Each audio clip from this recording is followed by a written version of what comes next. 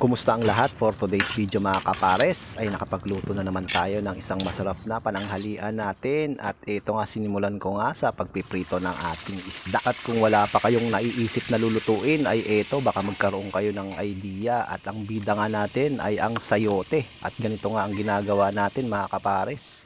Kahit hindi tayo sanay sa peeler ay gawin pa rin natin para mas madali. At ito nga mga kapares, matapos nga natin yung mabalatan ay shoutout sa ating mga followers dyan, mga nagsishare po ng aming mga video. At kung bago ka lang po sa aming channel, pakifollow na rin po kami at pakishare na rin po. At kailangan talaga maging flexible ka, kaya habang nagpiprito naman tayo ay simulan na rin natin yung ating mga ibang ingredients. Kaya matapos nga natin yung mabalatan ay syempre tayo rin ang maghihiwa at tayo rin ang gagawa niyan, dahil wala naman tayong ibang aasahan kapag nagluluto tayo. Mula pa mamalengke hanggang pagbabudget, paghihiwa ng ating mga gulay, mga ingredients natin ay tayo rin lang ang gagawa niyan, dahil wala naman tayong ibang maaasahan dito mga kapares. Pero ayos lang kasi nga nandyan kayo na nagsusubaybay sa aming channel. Nakapaghiwa na nga rin tayo ng sibuyas, pati na rin ang luya, at meron tayong dalawang mapupulang kamatis. Syempre hiwain na rin natin yan at sasamahugan natin yan ng hipon, at meron tayong dahon ng sili. Kaya simulan na rin natin ang paggigisa, at pinagsabay ko na nga yung sibuyas pati rin ang luya,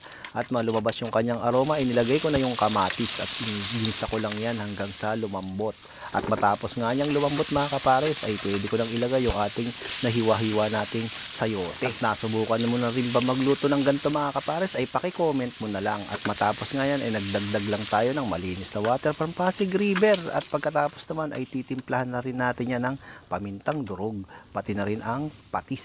At syempre samahan din natin yan ng ating sahog na hipon, at tinakpan nga lang natin yan at pinakuluan natin mga kapares. At dahil mabilis lang naman yung maluto mga kapares ay nilagay ko na nga yung ating dahon ng sili at yung siling green, at syempre optional lang yan mga kapares ha.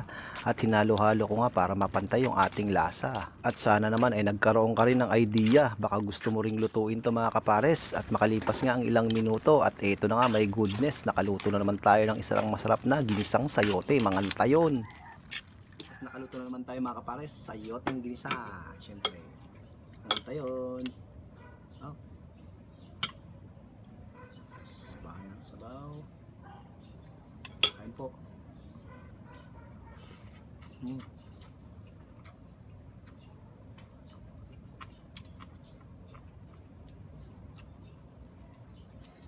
Mm.